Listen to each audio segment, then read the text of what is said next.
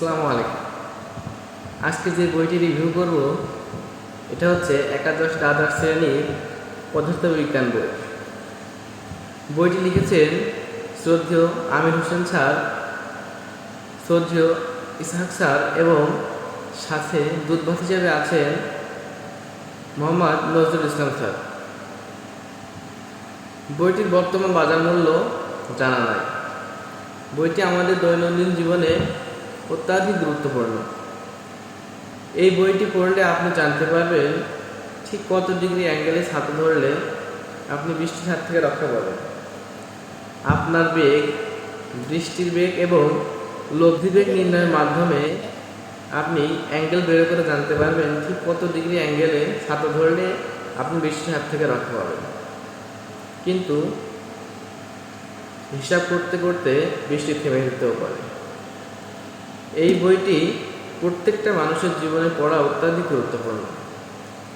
উদাহরণস্বরূপ বলা যায়, যদি যিনি ঠেলাগাড়ি আবিষ্কার করেছেন তিনি যদি ঠেলাগাড়ি আবিষ্কারের আগে বইটি একবার পড়তো, তাহলে সে ঠেলাগাড়ি আবিষ্কার না করে অবশ্যই টানাগাড়ি আবিষ্কার করত, কারণ ঠেলা অপেক্ষা টানা অত্যন্ত সহজতর।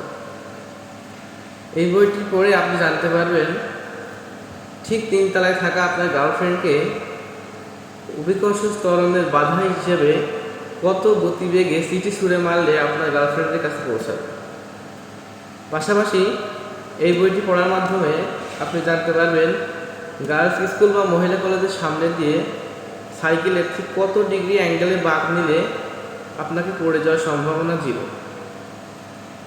এই বইটি পড়ার মাধ্যমে জানতে পারবেন আপনি সারা জীবন যে কাজ করেছেন তা শূন্য, কারণ আপনি সারা জীবন হয়তো বসে বসে বই পড়েছেন, কিন্তু ঠিক এই যে বইটায় লেখকরা লিখেছেন যে স্মরণ না হলে স্মরণ যেখানে শূন্য কাজ সেখানে শূন্য। আপনি বসে বসে কাজ করেছেন, আপনার স্মরণ শূন্য, কাজ শূন্য।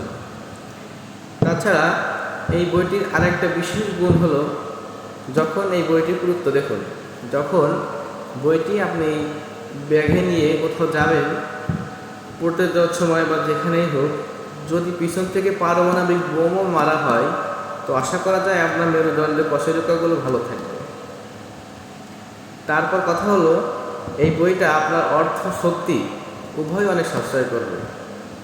এই যে ধরুন মাঝরাত্রে আপনার ঘুম আসতেছে না, ঠিক সেই সময় আপনি আপনার হস্ত কিংবা স্লিপিং পিল ব্যবহার না করে আপনি এই যে পদার্থবিজ্ঞান ছদ্মনামধারী বইটি লেখক বা বিজ্ঞানীদের বিভিন্ন সমীকরণ ব্যবহার করে একটু চোখের সামনে ধরবেন, দেখবেন আপনার অর্থ শক্তি দুইটাই সাশ্রয় হয়ে আপনি ঘুমিয়ে গেছেন।